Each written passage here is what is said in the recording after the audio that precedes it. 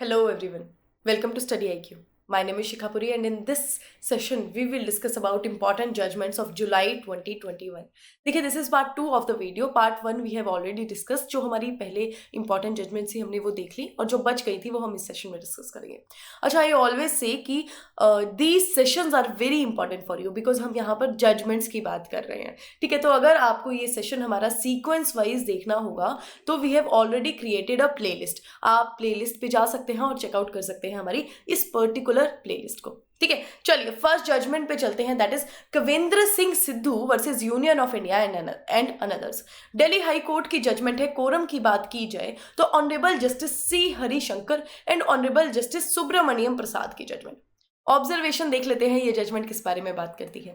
Staying the transfer of an HIV positive border security force jawan BSF jawan, the court disapproved the insistence of the BSF that he joins duty at his new place of posting in his precarious medical condition. देखिए यहाँ पर judgement में क्या बात आई थी, क्या मुद्दा आया था. फैक्चुअल बैकग्राउंड की बात करें तो देयर वॉज अ पर्सन जो हमारे BSF जवान है. He is suffering from HIV positive. He is HIV positive और उनकी पोस्टिंग कर दी गई in the area of Assam जो इंडो बांग्लादेश बॉर्डर के बहुत ही नज़दीक है. अब वहाँ की इन्वायरमेंट की बात करें तो यहाँ पर कंटेंशन ही BSF जवान की ये थी कि वहाँ का जो इन्वायरमेंट अगर हम देखें तो उससे क्या होगा, उनकी हेल्थ पे और भी ज़्यादा फर्क पड़ेगा, उनकी लाइफ पे बहुत ज़्यादा फर्क पड़ेगा. तो उनका कंटेंशन यही था कि उनकी इस पोस्टिंग पर स्टे कर दी जाए, उनको ये पोस्टिंग ना दी जाए. तो जब ये मामला कोर्ट में आया तो कोर्ट ने, दिल्ली हाई कोर्ट ने यही कहा कि देखिए जब HIV कन्वर्ट होता है एड्स में, जैसे जैसे कन्वर्ट होता है वैसे वैसे पर्सन की हेल्थ और भी ज़्यादा ख़राब होती है. तो इसकी वजह से यहाँ पर स्टे लगा दिया गया उनकी पोस्टिंग को जो असम में हो रही थी. और यहाँ पर बहुत ही ज़्यादा इंपॉर्टेंट और बहुत ही एक अच्छी बात कह सकते हैं ये दिल्ली हाई कोर्ट के द्वारा कही गई कि justice it is well settled has to be tempered with mercy and compassion. Justice to which mercy is alien is no justice at all. यहाँ पर यही कहा गया कि जब भी हम अप्रोच चलते हैं, जब भी हम जस्टिस की अगर बात की जाए तो दो बेसिक अप्रोच हमेशा होनी चाहिए. एक कंपैशनेट अप्रोच होनी चाहिए और मर्सी अप्रोच होनी चाहिए. जो भी justice is alien with the mercy that justice is no justice at all. यहाँ पर यही बात किया गया कि थोड़ी सी मर्सी, थोड़ा सा कंपैशनेट अप्रोच होनी चाहिए. अब देखिए यहाँ पर HIV की बात हो रही है, थोड़ी सी इस अकॉर्डिंग अप्रोच होनी चाहिए जब भी जस्टिस प्रोवाइड किया जाता है. And what was the name of judgment? Kavindra Singh Sidhu versus union of India and anothers. चलिए नेक्स्ट जजमेंट देखते हैं. That is Bombay high court की जजमेंट. कोरम की बात की जाए तो honourable chief justice Dipankar Datta and honourable justice Girish S Kulkarni की जजमेंट. ऑब्जर्वेशन देखते हैं ये किस बारे में बात करती है. बहुत ही इंपॉर्टेंट पहलू जो आए दिन हमारे साथ होता है उसके बारे में ये जजमेंट बात करती है. देखिए, homeless persons should also work the country. There is employment and livelihood provided for them under various government schemes. Everyone is working. Everything can not be provided by the state. यहाँ पर मुद्दा उठा है homeless persons का, beggars का, जो आपको दिखते हैं मार्केट में, दिखते हैं रोड्स पे दिखते हैं. तो यहाँ पर कंटेंशन PIL फाइल की गई for the benefit of beggars, homeless persons, कि उनको 3 वक्त का खाना दिया जाए. 3 टाइम्स उनको खाना दिया जाए, उनको हाउसेस प्रोवाइड किए जाए, शेल्टर प्रोवाइड किया जाए बेसिकली, और उनको बाथरूम्स भी प्रोवाइड किए जाए. मतलब हर एक फैसिलिटी जो एक नॉर्मल इंसान के पास होती है वो इनको भी प्रोवाइड की जाए. तो जब ये मुद्दा कोर्ट में आया तो कोर्ट ने यही कहा कि जो भी बॉम्बे गवर्नमेंट कर रही है और बॉम्बे म्यूनिसिपल कॉर्पोरेशन कर रही है दैट इज़ इनफ. और वो क्या कर रही है, वो खाना प्रोवाइड कर रही है, न्यूट्रिशियस फूड प्रोवाइड कर रही है एंड वुमेन को नैपकिन दे रही है. नैपकिन मतलब पैड्स दे रही है, पैड्स प्रोवाइड कर रही है. तो यहाँ पर ये कोर्ट ने यही कहा कि जितना कर रही है उतना इनफ है. और बाकी अगर देखा जाए तो होमलेस पर्सन और बेगर्स, उनको भी कमाना पड़ेगा, वर्क करना पड़ेगा. ठीक है, एवरीवन हैज़ टू वर्क और everyone is working also. Her cheese state provide नहीं कर सकता और जितना स्टेट प्रोवाइड कर रहा है उतना इनफ है. तो हम जब भी देखते हैं हम कुछ ना कुछ बेगर्स को दे देते हैं. तो हमेशा ये अप्रोच रहनी चाहिए कि उनको ये बताना भी पड़ेगा कि यू कैन वर्क ऑल्सो.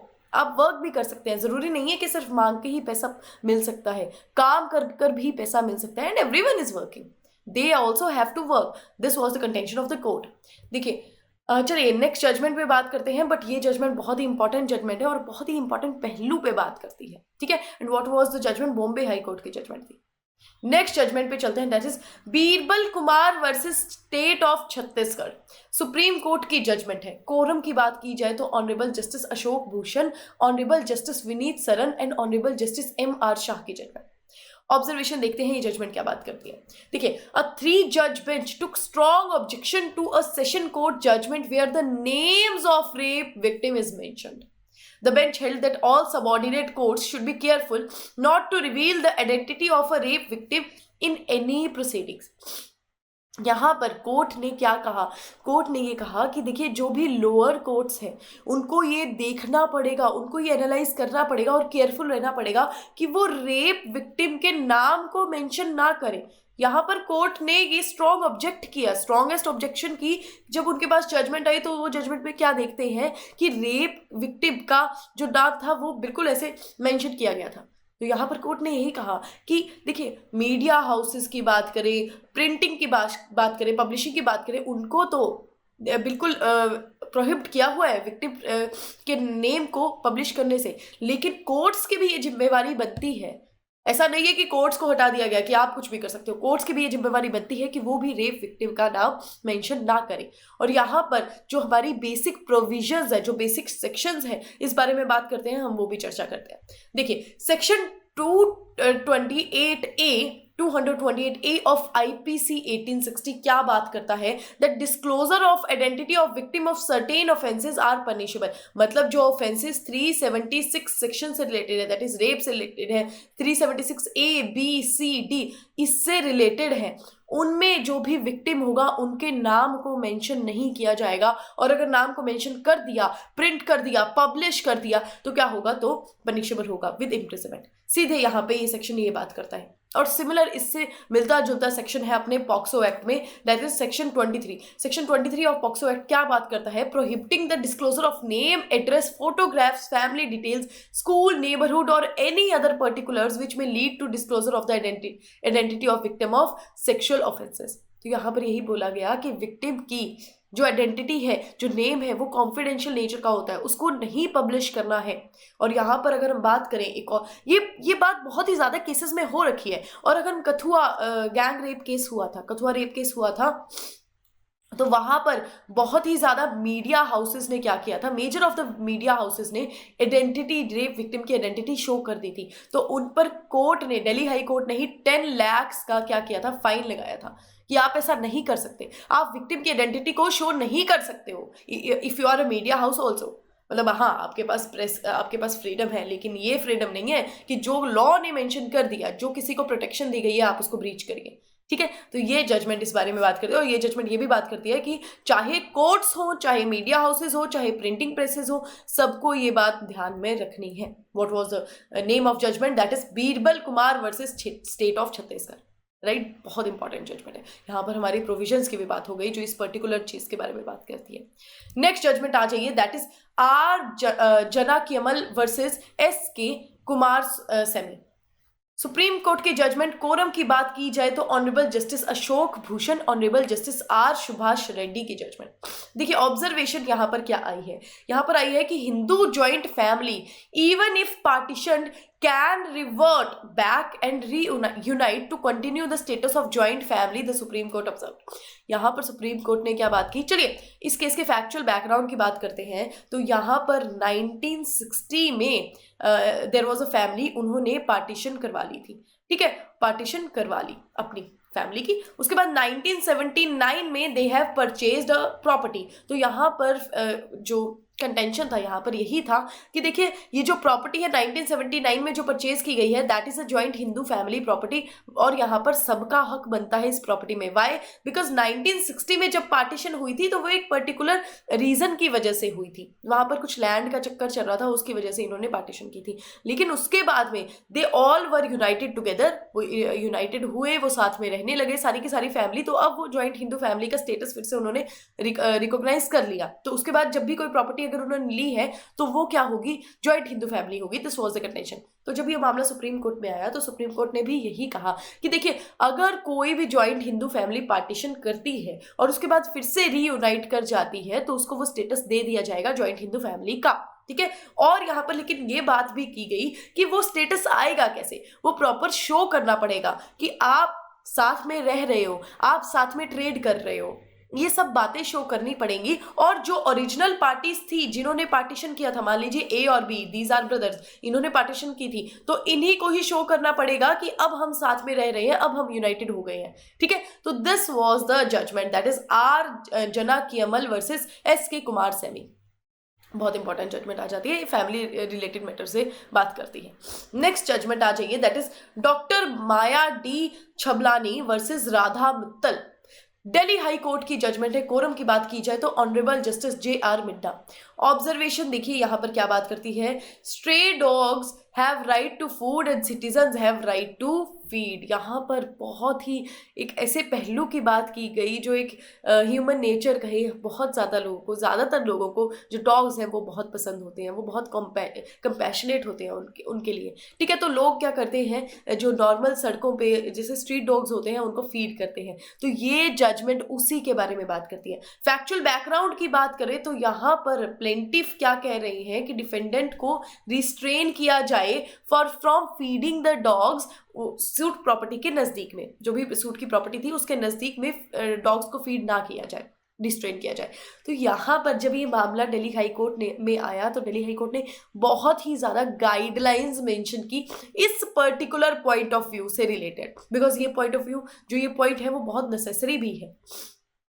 कुछ लोग देखिए डॉग से डरते भी हैं, मतलब वो सोचते हैं कि हार्म हो जाएगा। तो ये सारे सिनेरियो को लेकर जजमेंट में बात की गई, गाइडलाइंस बात की गई। देखिए क्या गाइडलाइंस है, protection of such beings is the moral responsibility of each and every citizen of the country and even government organisation and non government organisation also, कि प्रोटेक्शन करनी पड़ेगी। देखिए एनिमल्स आर म्यूट, वो बात नहीं कर सकते, वो बोल नहीं सकते, लेकिन उनके प्रोटेक्शन करना तो हमारा ड्यूटी बनती है, ठीक है। आगे बात क्या की गई, the animals require food, water, shelter और normal behaviour. Street dogs have the right to food and citizen have the right to feed community dogs, कि उनका भी राइट है, वो रिक्वायर, उनको खाना चाहिए होता है, फूड चाहिए होता है, नॉर्मल बिहेवियर एक चाहिए होता है। तो यहाँ पर उनका राइट है कि उनको खाना प्रोवाइड किया जाए, और जो खाना प्रोवाइड कर रहे हैं लोग, उनका भी ये राइट बनता है टू फीड कम्युनिटी डॉग्स। अब जो नॉर्मल बेसिक जो यहाँ पर गाइडलाइन प्रॉपर दी गई वो दी गई कि feeding of the community dogs have to be done at areas designated by AWBI in consultation with Resident Welfare Association और म्युनिसिपल कॉर्पोरेशन, कि ये कह दिया गया कि डेजिग्नेटेड एरिया यहाँ पर इस्टेब्लिश किए जाने चाहिए जहां पर फीडिंग होगी, ठीक है। और ये भी कहा गया कि देखिए जो डॉग्स हैं वो पैक्स में चलते हैं, एक अकेला डॉग नहीं होता, ज़्यादातर पैक्स में चलते हैं। तो अगर जितने भी पैक्स होंगे उस हिसाब से अगर आपको एक एरिया में 2-3 ऐसे डेजिग्नेटेड एरियाज भी बनाने पड़े तो आपको वो बनाने पड़ेंगे। और ये कहा गया any person can feed the dogs at their private entrance driveway of their house और any other place not share with other resident. यहाँ पर ये कहा गया कि कोई भी पर्सन अपनी प्रॉपर्टी, अपने हाउस के नज़दीक तो क्या कर सकता है, फीड कर सकता है डॉग्स को, स्ट्रे डॉग्स को, और कहीं और भी, लेकिन वो किसी और को हार्म ना पहुंचाए, ठीक है। No person can restrict the other from feeding the dogs until and unless it is causing harm और harassment to that other person, कि कोई किसी को रिस्ट्रिक्ट भी नहीं करेगा, मतलब ये नहीं करेगा कि आपको यहाँ पर डॉग्स को फीड नहीं करना चाहिए जब तक वो आपको हार्म ना पहुंचाए चीज और आपको वो हरासमेंट ना करे, राइट। तो दीज वर द गाइडलाइंस। देखिए बहुत ही इंपॉर्टेंट ये चीज आ जाती है कि ऐसे फैक्टर्स कोर्ट के द्वारा, लॉ के द्वारा भी रिकॉग्नाइज किए जाते हैं। ये बहुत ही आम बात होती है। वैसे अगर हम नॉर्मल फैक्टर्स में देखा जाए, नॉर्मल जिंदगी में देखा जाए तो बहुत लोग स्ट्रीट डॉग्स को फीड करते हैं, बहुत लोग उनको रोकते हैं। तो ये मुद्दा कोर्ट तक आ गया, दिल्ली हाई कोर्ट ने गाइडलाइंस भी मेंशन कर दी। तो this is very important judgment, that is doctor Maya D Chhablani versus Radha Mittal. Next judgment पे चलिए, that is doctor Tafsif Ahmad Bhatt versus state of Jammu and Kashmir and anothers. Jammu and Kashmir high court की जजमेंट। कोरम की बात की जाए तो ऑनरेबल जस्टिस संजीव कुमार की जजमेंट बहुत ही ज़्यादा इंपॉर्टेंट जजमेंट है, बहुत ही ज़्यादा इंपॉर्टेंट प्रोविजन के बारे में बात करती है, प्लीज ध्यान से सुनेगा। The court held that not standing up for national anthem और singing it may amount to disrespectful and failure to adhere to fundamental duties as enshrined in the Constitution. However, the same is not an offense under the Prevention of Insult to National Honor Act 1971. यहाँ पर क्या court ने बात की? Court ने बात की कि अगर कोई भी पर्सन नेशनल एंथम के समय खड़ा नहीं होता या फिर गाता नहीं है तो हाँ जी, ये डिसरिस्पेक्टफुल तो है हमारी कंट्री के लिए, हमारे ओनर के लिए, और यहाँ पर आप फंडामेंटल ड्यूटीज को नहीं निभा पा रहे हो, फंडामेंटल ड्यूटीज को आप फेल करते हो जो हमारे कॉन्स्टिट्यूशन में मेंशन की गई है। लेकिन इस चीज को हम ये नहीं कह देंगे कि वो ऑफेंस है। और ऑफेंस किसमें? Prevention of insult to national honour act 1971 में हमारा सेक्शन 3 आता है, हम उसके बारे में बात करेंगे अभी। तो ये कहा गया कि वो ऑफेंस नहीं है, लेकिन यस डिसरिस्पेक्टफुल बिहेवियर जरूर है। फैक्चुअल बैकग्राउंड की बात की जाए तो यहाँ पर आर्मी का फंक्शन चल रहा था। They were celebrating the surgical strike. Surgical strike सबने सुना होगा, तो सर्जिकल स्ट्राइक के लिए वो जो थे सेलिब्रेट कर रहे थे, आर्मी का फंक्शन चल रहा था। तो यहाँ पर एक कॉलेज लेक्चरर थे जो नेशनल एंथम के टाइम खड़े ही नहीं हुए, तो यहाँ पर उनके खिलाफ कंप्लेंट आ गई। तो Jammu and Kashmir high court ने यही कहा कि yes this conduct is disrespectful but this conduct does not lead to an offence. ठीक है। और सेक्शन की बात की जाए तो पर्टिकुलर प्रोविजन जो है इससे रिलेटेड, देखिए why I always tell you all these provisions, because कई बार ये फैक्टर्स ऐसे हैं जो हमारे नॉर्मल जिंदगी में आते हैं। तो कई बार ऐसा भी लोग बोल देते हैं कि आपको पता है लॉ ने क्या कहा है, लॉ में क्या है, तो आपको पता होना चाहिए कि एग्जैक्ट लॉ में क्या है, लॉ क्या बात करती है। तो देखिए सेक्शन 3 हमारा prevention of singing of Indian national anthem etcetera क्या बात करता है? Whoever intentionally prevents the singing of Indian national anthem or causes disturbance to any assembly engaged in such singing shall be punished with imprisonment for a term which may extend to 3 years or with fine or with both। यहाँ पर अब देखिए what is the difference, यहाँ पर कैसे difference आया है। हमारे जजमेंट की बात करें, वहां पर क्या था कि वहां पर पर्सन खुद गा नहीं रहे थे, खड़े नहीं हुए थे, लेकिन he was not preventing others, वो प्रिवेंट नहीं कर रहे थे लोगों को कि आप भी मत गाइए। तो ऑफेंस कहाँ पर आता है? ऑफेंस तब बनता कि अगर उनका कंडक्ट ऐसा होता कि वो लोगों को बाकी लोगों को भी प्रिवेंट कर रहे हैं नेशनल एंथम गाने में।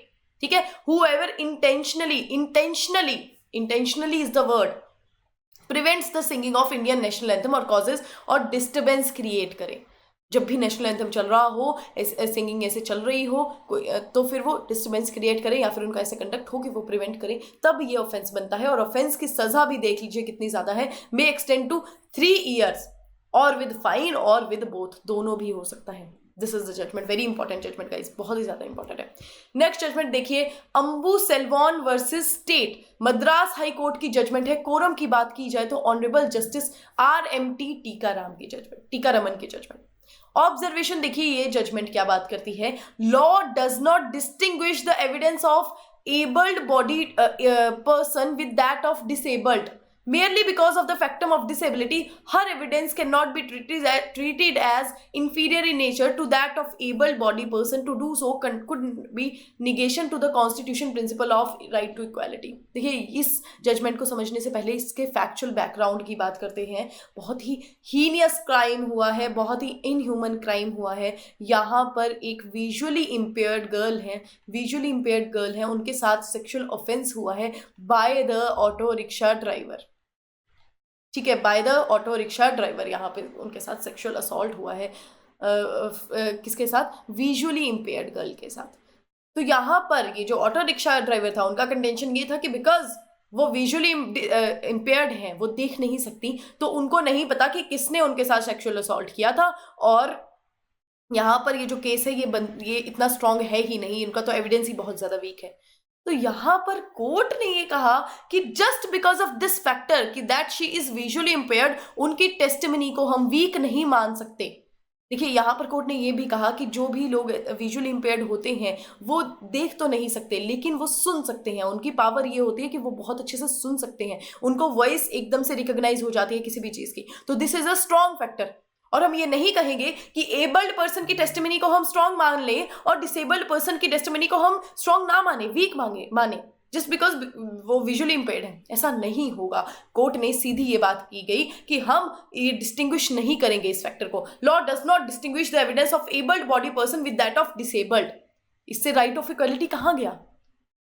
ठीक है, तो ये जजमेंट इस बारे में बात करती है, बहुत ही important judgment, that is Anbu Selvan versus state. तो आई होप आज की ये सारी जजमेंट जो हमने डिस्कस की है वो आपको अच्छे से समझ में आ गई होंगी। आज की जजमेंट्स में एक्चुअली बहुत ही ज़्यादा जो हम जनरल लाइफ में भी बात करते हैं उसके बारे में भी बात हुई थी, तो बहुत ही इंपॉर्टेंट सेशन था ये वाला आपका। मैं हर जजमेंट के साथ बोल रही थी कि बहुत ही इंपॉर्टेंट जजमेंट है, because yes these judgments are very important, बहुत ही ज़्यादा इंपॉर्टेंट है, ये सेशन ही आपके लिए बहुत ज़्यादा इंपॉर्टेंट था। ठीक है, तो आई होप आपको ये जजमेंट्स अच्छे से समझ में आ गई होंगी। अगर कुछ भी आपको क्वेरी है, कोई क्वेश्चन है, you can let us know, आप कमेंट सेक्शन में बता सकते हैं। और नेक्स्ट जो सेशन होगा उसमें हम आगे की जजमेंट्स के बारे में बात करेंगे, नेक्स्ट मंथ की जजमेंट के बारे में बात करेंगे। तब तक थैंक यू सो मच।